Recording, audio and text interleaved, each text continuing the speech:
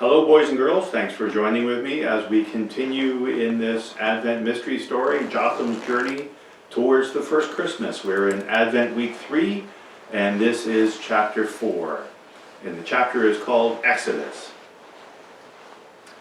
Only once before in his life had Jotham ever tasted roast duck. He loved it then and he loved it again now. Along with the lamb and the yams and the bread, and well, the feast was like nothing Jotham had ever dreamed of. They were seated around the inside of Salamar's huge tent, sitting on pillows, legs crossed with forearms resting on their knees. Before each man and the few boys that were present sat a small bowl of water.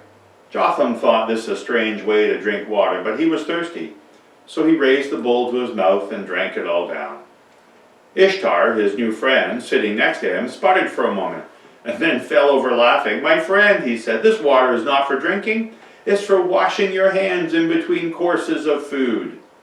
Jotham's face turned red, and several of the men around him laughed, but a girl in pink and white robes with a veil over her face filled his bowl again from a bag of water. Soon everyone except for Jotham had forgotten the incident. The feast was being held in tribute to Nathan, who sat in the place of honor to the right of Salamar. In celebration of old warriors reunited, he had told the assembly at the beginning of the meal, and to thank the gods that my friend is safe and well.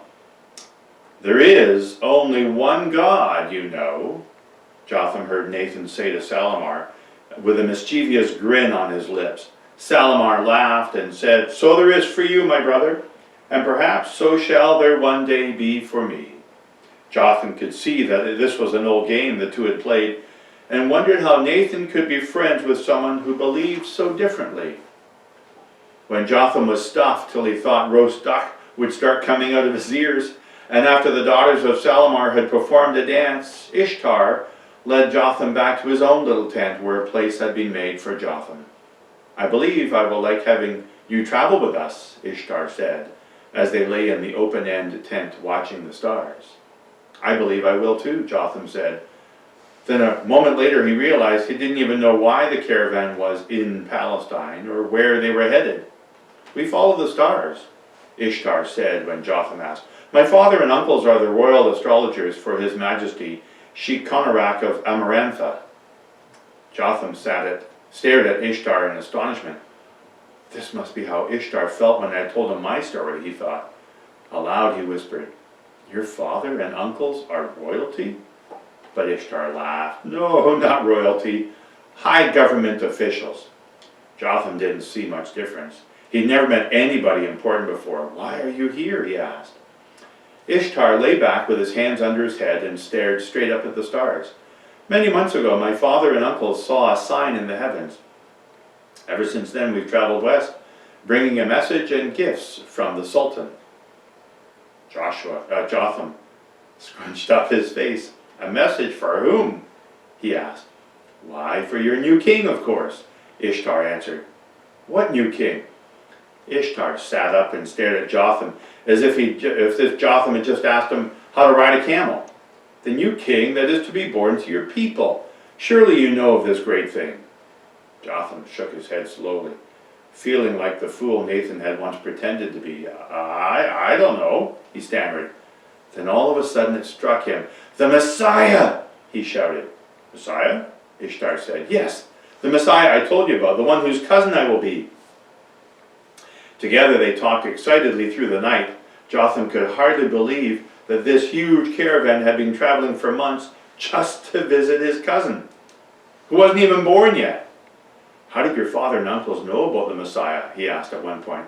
"Well, it's all very complicated," Ishtar answered, "and I don't understand it all myself, but I know that two stars arose in a place where there should not have been. And the time of this event somehow told them that a new king would be born in this land. So the Sultan sent our caravan to pay his respects and to offer gifts of friendship." Early the next morning, before the sun was up, one of Salamar's servants woke the two boys. "We're leaving," he said. The boys barely had time to get dressed and devour some meat and cheese before all the tents were down and packed onto the camels. Jotham gave Nathan a long hug goodbye. "I don't want you to leave you," Jotham whispered. Nathan took his young friend's head in his hands and said, "Jehovah God willing, We shall see each other again soon." And, just as the sun rose behind them, casting long shadows, Jotham gave one last wave goodbye to Nathan. The caravan molded itself smoothly into a single line heading away from Jericho and into the hills of Judea. The route was now becoming familiar to Jotham, but this time he was able to enjoy the trip. Even if Decca is still alive, he thought, he would never dare attack such a mighty caravan as this. The camels stretched as far ahead of and behind him as he could see. Some carried cargo, some carried women, whom Jotham assumed to be the men's wives.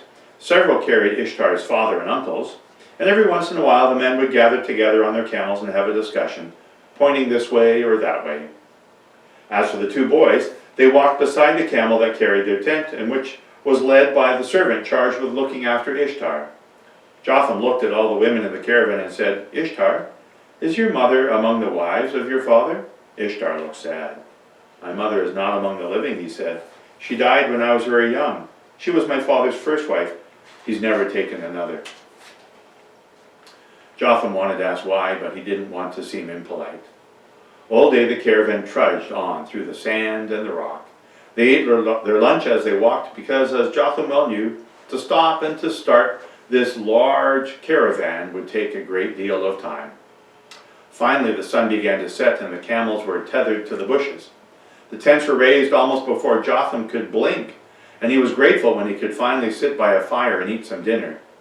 He noticed that Ishtar's father and uncles didn't eat, but instead stood around with some funny-looking tools in their hands, looking up into the sky.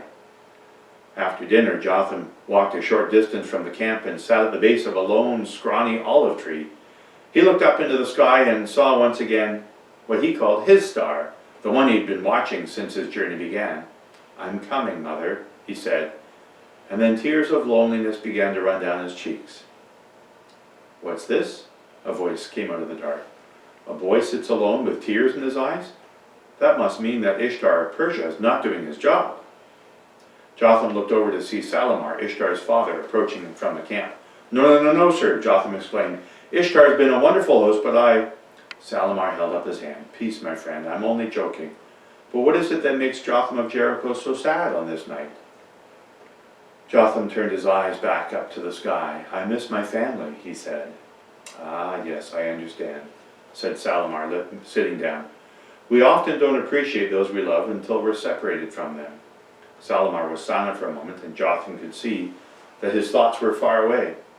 After a moment he shook his head and said to Jotham, "But soon we will be in Jerusalem, and perhaps you shall find word of them." Jotham nodded. Then Salamar asked, "And what is it that you stare at in the sky?" He turned and raised his head to look to where Jotham had been staring. Then he gasped. "Jotham," he said, "that star. How long have you been watching it?" Puzzled, Jotham said, "Ever since I left my family." "That's the star for which we have searched," Salamar said excitedly. "We have not seen it for many days. Even tonight we looked not an hour ago and it was not there." Then he laughed and jumped up, saying, "But for Jotham of Jericho it appears." Salamar was almost jumping for joy, and it reminded Jotham of the many marriage dances he had seen. "Quickly," he shouted, "we must tell the others." Soon there was shouting and pointing throughout the entire caravan, and orders were given to strike the camp. Before Jotham could even find Ishtar, tents which had only just been put up were taken down packed.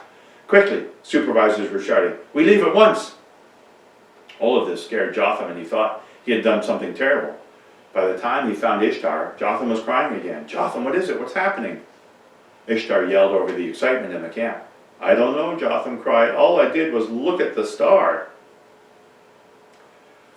During the time of King Herod, Magi, wise men from the east, came to Jerusalem and asked, "Where's the one who is born King of the Jews? We saw his star in the east and have come to worship him." Who were these Magi? Where did they come from? Why did they come to worship a foreign king? The story doesn't tell us. And these are questions we will not have answered until we get to heaven ourselves. What this story does tell us is that God provided ways for all people to come to Jesus. His birth and the celebration of his birth is not just for any one group of people or for any one church. He came to earth for all people and accepts all people wherever they are in their own spiritual journey. Jesus came to earth to teach us to love, not hate, those who have different ways from our own. As we do our Christmas shopping, maybe there's a gift you could prepare for Jesus. Maybe you could make a list of all those you're holding grudges against or dislike because of the way they act, or whom you snub because they're different from you.